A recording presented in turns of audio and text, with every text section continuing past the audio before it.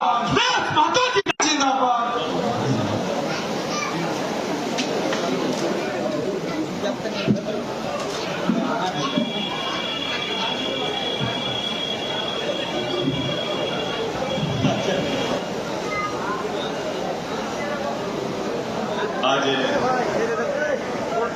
AJSU party के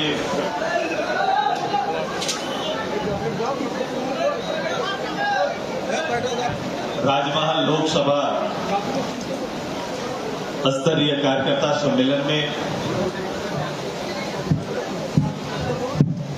इस सम्मेलन की अध्यक्षता कर रहे आदरणीय हमारे जिलाध्यक्ष, मंच में हमारे साथ पार्टी के प्रमुख प्रवक्ता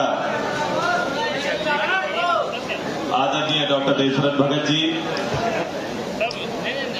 मंच में आपके लोकप्रिय नेता, आप सभी को चाहने वाले,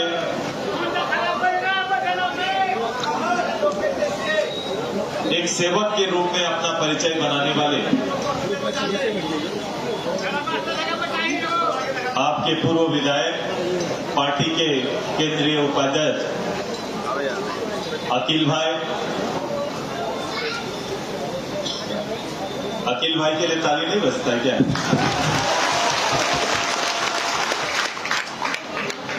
मंच में इस कार्यक्रम में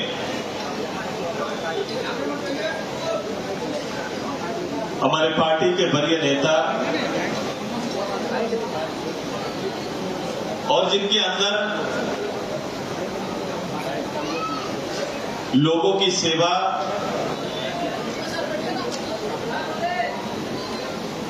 और इसके साथ साथ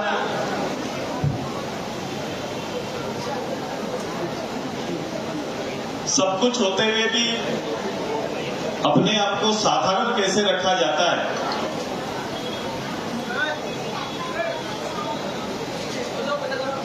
इतनी क्षमता, इतनी ताकत रखने वाले आप सभी के लोकप्रिय एमपी राजा साहब का भी हार्दिक स्वागत है, अभिनंदन है। मैं अभिनंदन करता हूं अपने दल के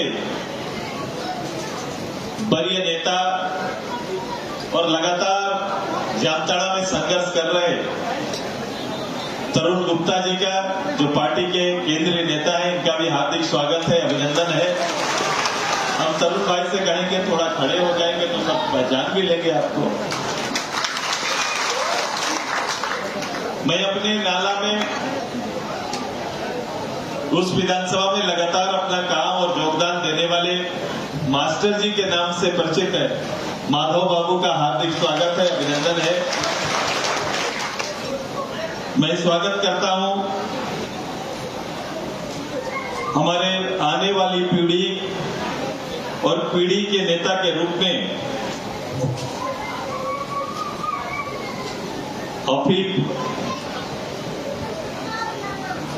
अफीफ जी का, खड़े हो जाएंगे। उन्होंने बहुत चीज मांगा है मुझसे। मैं अपने इस पूरे संसार परिक्रमा में कोऑर्डिनेट करने वाले और पार्टी के रीढ़ के रूप में काम करने वाले अजय जी का भी हार्दिक स्वागत है, अभिनंदन है। मैं पार्टी के केंद्रीय नेता मंडल जी का भी हार्दिक स्वागत करते हैं, अभिनंदन करते हैं।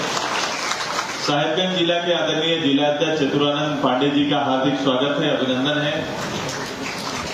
मैं अपने जामताड़ा जिला के अध्यक्ष जी का स्वागत करते हैं।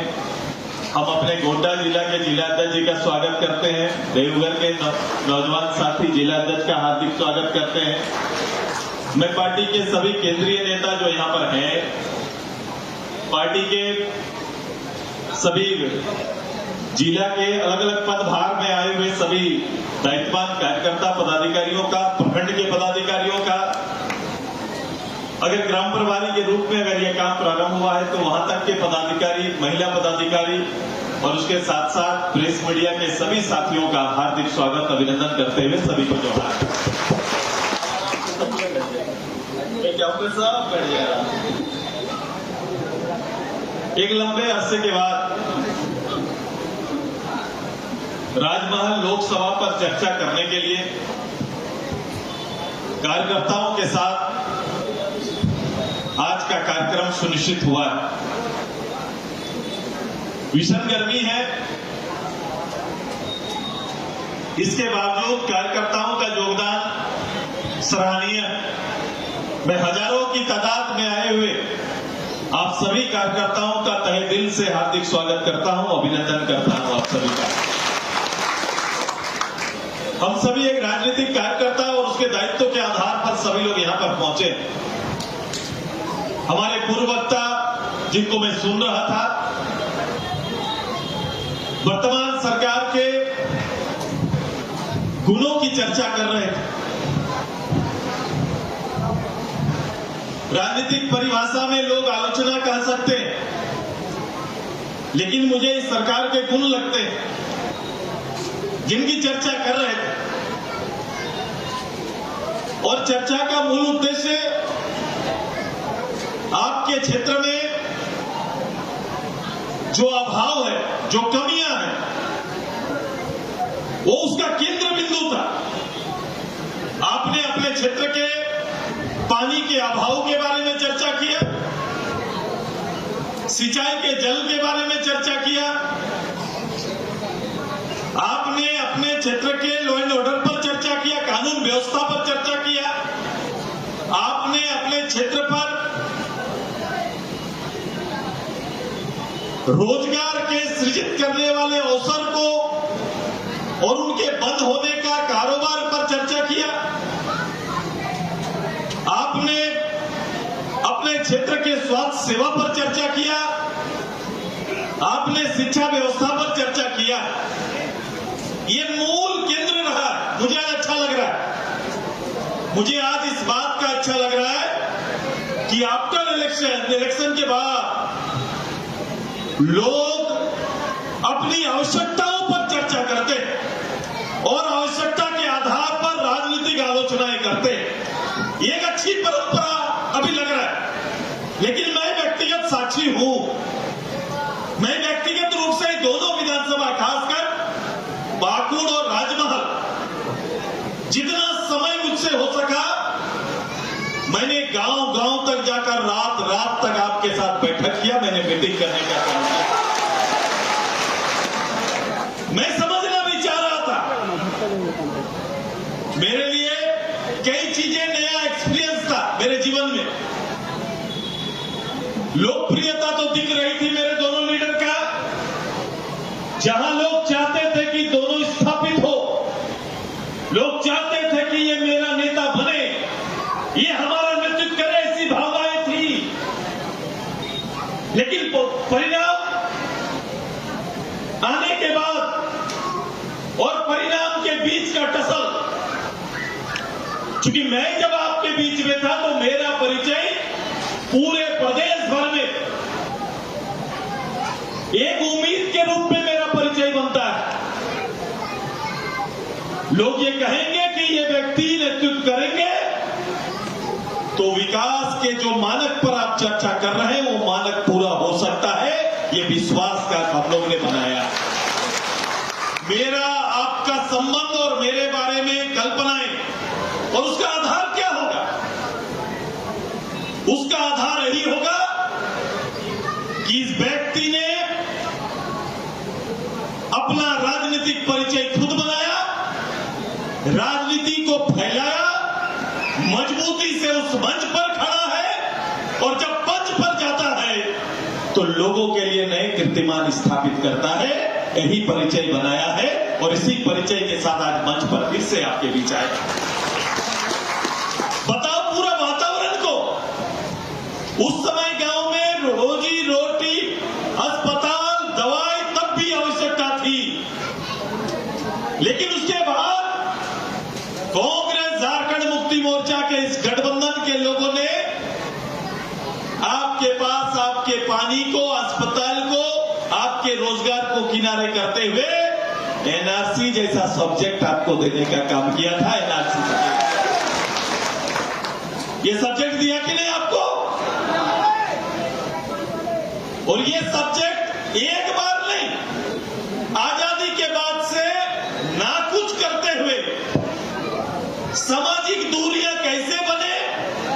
लोगों को कैसे सामाजिक रूप से अलग रखा जाए, भावनात्मक रूप से तैयार किया जाए, वो इसकी कला कांग्रेस झारखंड मुक्ति मोर्चा जानते हैं और आपके बेसिक जरूरतों को किनारे रख दिया और आपको उलझाने का काम हर चुनाव से पहले ऐसे ही कोई तरकीब अपनाते हैं और वो तरकीब के माध्यम से फिर से जिंदाबाद होकर वापस सरकार पे बैठ जाते हैं। ये उनका फंडा है, यही उनका तरीका है। और जो सेवक है वो घर में बैठ जाते हैं और फिर आप 5 साल तक उम्मीद पर काम करना प्रारंभ करते हैं और ऐसे ही फिर से मंच का आप इंतजार करते हैं। यही सच्चाई है ना, है कि नहीं बताइए? ये पूरी राजनीतिक कहानी है। लोग चाहते थे लेकिन नहीं कर पाए, क्योंकि उसको बहकाने का तरीका ढूंढ लिया जाता है। तो मुझे पूछा जा रहा था मेरा छोटा कि यहां से 24 घंटा बिजली का गारंटी, रोजगार का गारंटी, ये सब हो सकता है जब सुदेश महतो मंच पर है या पंच पर जब रहेगा तो ये सारा काम हो सकता है। सुदेश महतो जिंदाबाद। आपकी तकलीफ मेरे लिए कहानी है और मैं ऐसी ही कहानी को सुनकर बड़ा होकर बना के सामने रखा हूं। मैं प्रस्तुत करता हूं, मैंने उदाहरण तैयार किया है,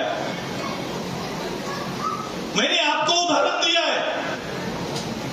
मेरे दल के नेता नहीं थे, मेरे दल के नेता अकील साहब नहीं थे जब मैं गुमानी आया था। आजकल राजनीति लोग दल के आधार पर सोचते हैं। सुदेश महतो ने गुमानी जब आए तो दल के आधार पर नहीं, जरूरत के आधार पर निर्णय लिया था। मेरे एनडीए, मेरे साथी की आलोचना का पात्र हम बने, लेकिन मैंने आपकी जरूरत पर केंद्र किया और मैंने राजधर्म निभाते हुए सबसे पहले 100 करोड़ का पैकेज आपके यहां लाकर पूल से लेकर अन्य सारी योजना बनाने का काम किया था कि नहीं किया था? बताओ, आए थे कि नहीं और करके गए थे कि नहीं? इन्होंने जो मांगा मैंने वो देने का काम किया, चूंकि वहां मुझे लगा कि ये लोगों की जरूरत है और मैं अगर देने लायक हूं तो मुझे देना चाहिए और मैंने आपकी सेवा करने का काम किया। आज के दिन में किसी में इतना बड़ा कलेजा है क्या? ऐसा काम करेंगे क्या? कोई करेंगे क्या? कोई विपक्ष के नेता के क्षेत्र में जाके वहां के विकास की आवश्यकताओं को कितना चाहिए बात करेंगे और सीधे पैकेज बनाकर देने का ऐसा होगा क्या? किसी में इतना बड़ा है क्या ताकत? अब कहां राजधर्म कहां रह गया? आज राजधर्म कहां रह गया? तो लोग अपना अपना आप देख के काम करते हैं। मैं आज उसी जमीर को जगाने के लिए आपके बीच आया हूं। ये सब हो सकता है, वो गारंटी भी हो सकता है, लेकिन एक गारंटी मुझे भी चाहिए। ये मेरी ओर देख के मुस्कुराए थे, मैंने कहा था जो पूछना है पूछ लो। मैं भी इधर देख रहा हूं और आपको भी देख रहा हूं। मैं भी कुछ गारंटी ले लूं आपसे। ये तो मेरा कैडर है, आप मेरा कैडर है जिसके लिए मेहनत करना है, जिसको पार्टी के नीतियों पर काम करना है। मेरे लिए आप पब्लिक नहीं है, न ये मेरे लिए कोई पब्लिक सभा है। मैं अपने गार्डर के माध्यम से कह रहा हूं कि एक गारंटी यहां के लोगों से ले लो जिनको 55 साल दिया है, दिन गिन लेंगे। प्रत्यक्ष रूप से जिस परिवार को 40 साल का राजनीति दिया, केंद्र सरकार से लेकर मुख्यमंत्री तक, एक बार नहीं बाप बेटा मिलके 5 बार, 5 बार जिसको दिया उसी के लोकसभा क्षेत्र में हम हैं और उसी के अभाव को आप उंगलियों से गिनाने का काम कर रहे हैं। तो ये गारंटी कर लो और गांव में जाओ कि अब हाथ छाप और तीर धनुष को वोट नहीं देंगे, इसका गारंटी कर लीजिए। ये भी तो गारंटी चाहिए कि नहीं? ये गारंटी कर लीजिए। आपके अभाव का नेतृत्व सुदेश महतो, एमटी राजा, वकील भाई करेंगे, इसका गारंटी हम देंगे। हम मिलकर हम काम करने की इच्छा थी। 4 दिन हम रहे, मुझे लगा था कि संताल के अंदर में ये घर हमको सजाने दो, यही मांगा था आपसे। फिर ये 18 घर स्वतः हमारे पीछे लग जाएंगे। सुदेश महतो की तैयारी ऐसी होती है, इसीलिए मांगा था मैंने इसको। आज बताओ, आपको तो सब है, इस लोकसभा को तो कोई तकलीफ नहीं होना चाहिए।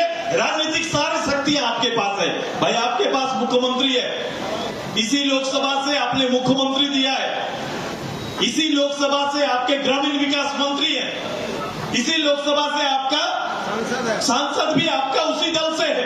अब बताओ, आपको तो कमी नहीं होना चाहिए। मैं कुछ ना बोलूं, आलमगीर भाई के एरिया में तो कम से कम काम होना चाहिए। आलमगीर भाई के यहां पर गरीबों के लिए 3 लाख का मकान तो बन रहा होगा।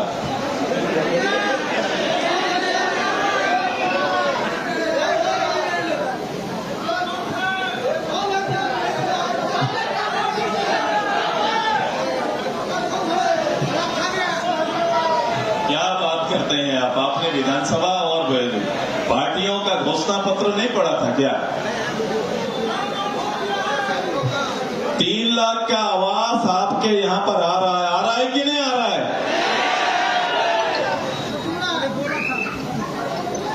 नहीं बन रहा है। आलमगीर भाई का विभाग ग्रामीण विकास विभाग है। प्रधानमंत्री आवास में तो कोई किसी को 1 रुपया ठग नहीं रहा है, इसका तो गारंटी यहां पर होगा ना। ब्लॉक उन्हीं का जिम्मा है, मैं सर्कल को अलग कर दूंगा, ब्लॉक उन्हीं का जिम्मा है। ब्लॉक का कोई भी काम के लिए कोई कर्मचारी से लेकर पदाधिकारी पैसा तो नहीं मांगता होगा ना।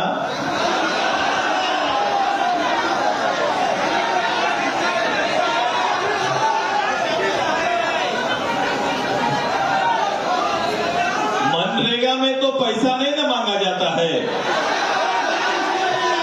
क्योंकि जो पदाधिकारी मांग रहा है कर्मचारी से लेकर वीडियो तक या डीसी डीडीसी, वो सभी के मंत्री आलमगीर साहब हैं।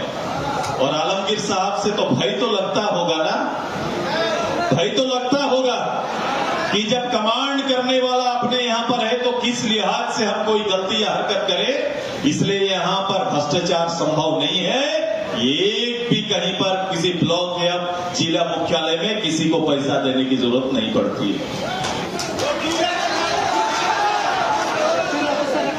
नहीं पड़ता ना, किसी को नहीं लगता ना। अरे मेरी बात को समझ लो मेरे भाई,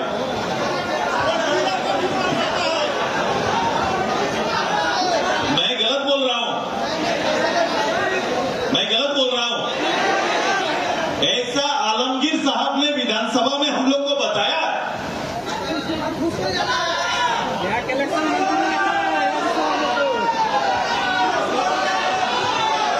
आप अपना मंत्री को बदनाम कर रहे हैं।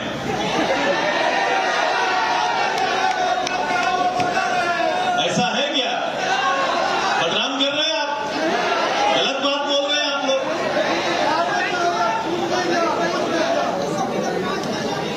तो क्या यहां का सारा सरकारी कर्मचारी पदाधिकारी बिना पैसा का काम नहीं करता? यह सच्चाई है, यही सच्चाई है। इस मुख्यमंत्री के लोकसभा में यह सब चल रहा है। अखबार में आया था, मैं नहीं बोलता, मैं आरोप नहीं लगाता, मैं आरोप नहीं लगाता, मैं केवल गारंटी पर बात करता हूं। मनरेगा गारंटी रोजगार योजना, दैनिक भोगी के जितना रोजगार का जितना पेमेंट है उतना मनरेगा में मिल रहा है क्या? मनरेगा का पेमेंट बराबर किया क्या? इसी सरकार ने कहा था कि दैनिक भोगी का जो पेमेंट होगा वो हम उसी तरह से तर्ज पर करेंगे। ऐसा हो रहा है आपके यहां पर? 300 रुपया एक दिन का रोजगार गारंटी में पैसा आता है क्या? नहीं आता, आता ही नहीं है। यार मैं बहुत दूसरा सपना देख के आया था, आप लोग सब उल्टा करते हैं भाई। इस क्षेत्र में विद्यालय में टीचर है ना, 3.5 साल से सरकार रोज बहाली कर रही है, पता है ना आपको? अखबारों में तो रोज छपता है, अखबारों में हम गिन नहीं पाते हैं। रोज वैकेंसी है भाई साहब, आप बोलते हैं टीचर नहीं है।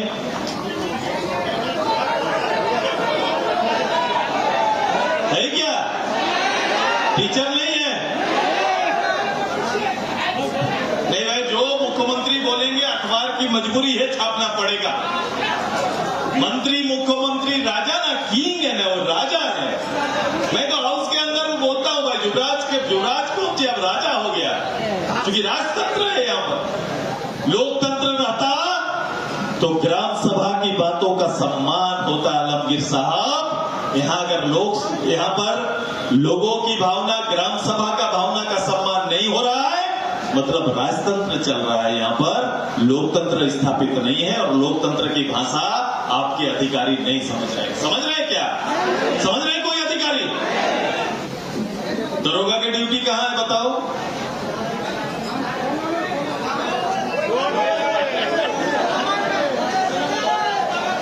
गांव की किसी घटना के लिए उनके पास समय है क्या? लोगों का केस इतना पड़ा हुआ है थाना में, जिला में, ये पुलिस प्रशासन को उन्हें निपटाने का समय है क्या?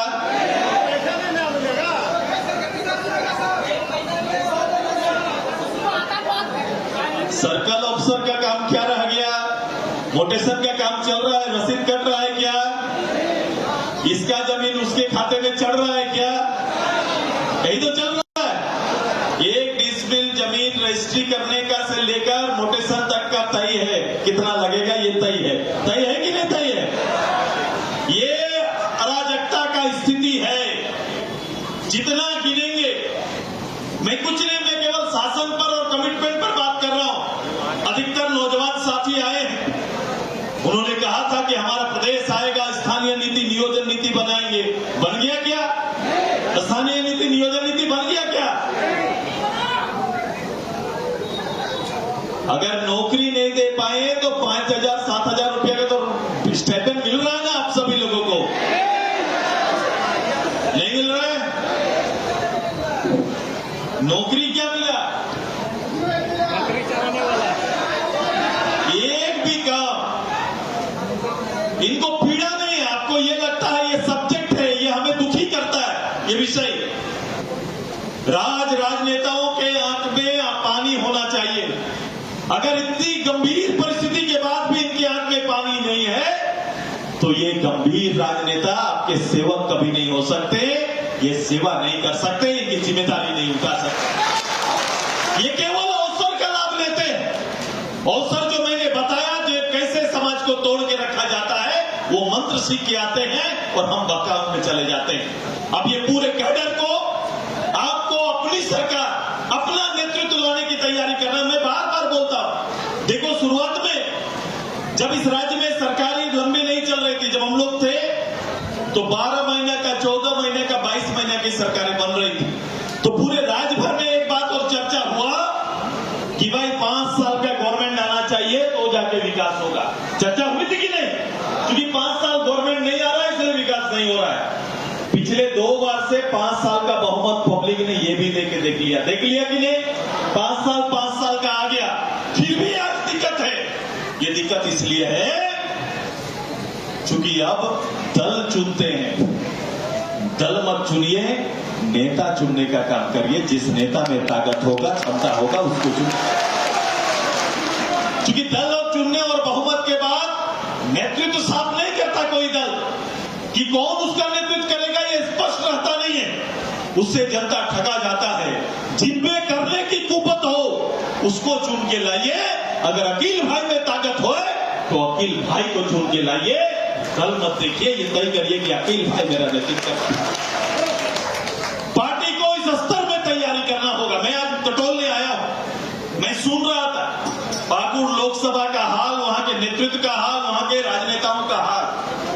3 साल में जब आया, सरकार का 1000 दिन पूरा, सरकार का 1000 दिन पूरा, एक बड़ा सा 1 पेज का सरकार ने छपवाया था।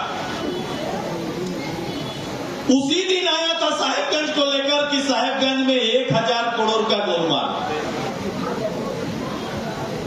अब किस चीज का था? ये दोनों एक साथ चढ़ा था। 1000 दिन में सरकार एक जिले में 1000 करोड़ रुपया का गबन का न्यूज आया था। तो ये आपके लिए तो ताज है। ताज है क्या? ये अच्छी बात है क्या? ये अच्छा न्यूज था क्या मेरे जिले के लिए? ये ताज नहीं, शर्मसार करने वाला न्यूज था। न्यूज था कि नहीं? न्यूज था। 3 साल में सरकार ने सरकारी रूप से यहाँ के धन संपदा को लूटने का काम किया है, यहाँ के जमीन की ताकत को, क्षमता को कमजोर करने का काम किया है। सरकारी कोई पदाधिकारी का सेवा में मन नहीं लगता, क्योंकि सेवा का नया परिभाषा इन लोगों ने दे दिया है। और इस 40 साल में इस क्षेत्र का प्रत्यक्ष रूप से शासन करते हुए यहाँ का राजनीतिक, सामाजिक और आर्थिक गुलामी करके पूरे संथाल को रखा है। यही आज तक हमारे लोगों को मिला है कि नहीं बताइए? राजनीतिक गुलामी, सामाजिक गुलामी और आर्थिक गुलामी का दौर अभी चल रहा है कि नहीं चल रहा है बताइए? तो क्या करना चाहिए हम लोग को? क्या करना चाहिए? आजसू पार्टी को करना क्या चाहिए?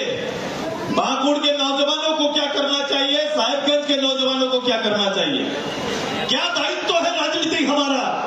हमारा राजनीतिक दायित्व है कि परिस्थितियों को बदलने के लिए नौजवानों को तैयार करना पड़ेगा, जनमत संग्रह करना पड़ेगा और जनमत के आधार पर नए लोगों को चुनाव जीत के सामने लाना पड़ेगा और वैसे लोग को लाना पड़ेगा जिसके हाथ में क्षमता हो, उसके हाथ में बागडोर देने की तैयारी करनी पड़ेगी। यही हमारा संकल्प होगा। करना चाहिए हम लोग को, थोड़ा हलचल मचाना चाहिए कि नहीं? मेहनत करेंगे आप सभी लोग?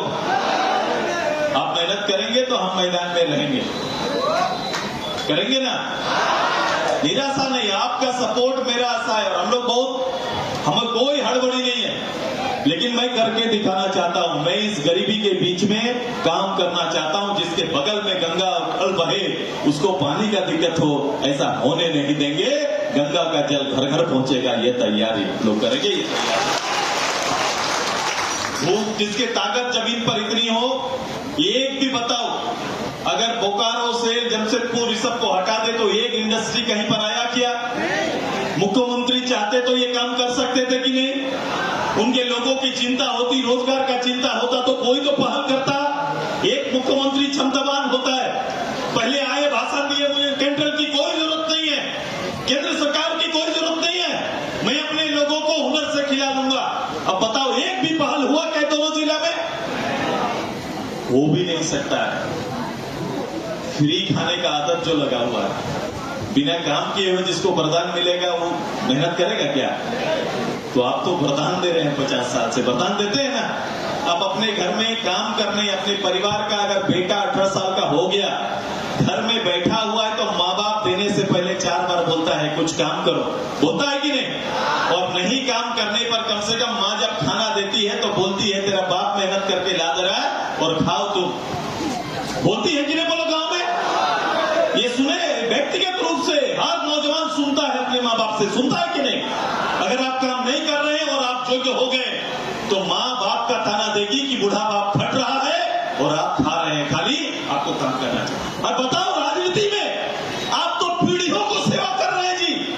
बाप का सेवा किया, अब बेटा का सेवा कर रहे हैं। पीढ़ी का सेवा करने में आप सभी लोग लगे हुए हैं। आपका बेटा का, बेटी का कौन सेवा करेगा, इसका चिंता करना प्रारंभ करें संतान प्रज्ञा, तब जाके आपका भला होगा। अपना सोचो, अपने परिवार का सोचो। ये जब आप तय कर लेंगे तब जाके ये काम पूरा हो सकता है। ये नहीं सोचिएगा तो राजा का सोचिएगा। इसलिए मैं बोला, ये राजतंत्र तो स्थापित कर रहे हैं आप सभी लोग। तोड़िएगा नहीं मिथ्या को, तोड़िएगा नहीं व्यवस्था को, तोड़िएगा ना भाई। जो काम करेगा उसको आशीर्वाद, जो काम ना करेगा उसको दुत्कारने का काम के लिए तैयार रहना पड़ेगा।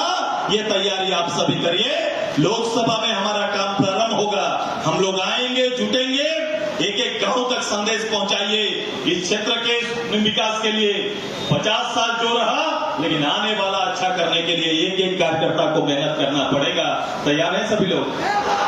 तो मुझे लगा 5 घंटा से आप लोग बैठे हैं, मैं तो क्या कैसे बधाई दूं समझ में नहीं आएगा। खड़ा हो जाओ सबको यार, खड़ा हो जाओ।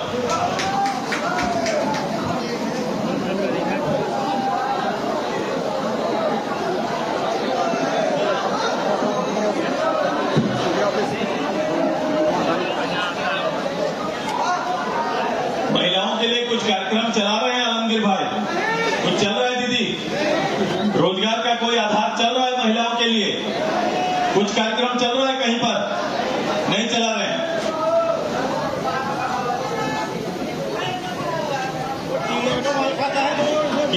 কি বলছেন কি বলতে হবে হ্যাঁ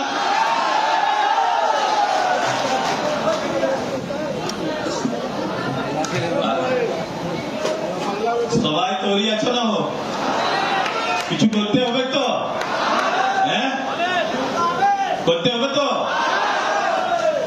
মেহনত করতে হবে কাজ করবো গরিবের নিয়ে সবাই মিলে চলো পানি পিলানা সবাইকে নিজের দিকে ধন্যবাদ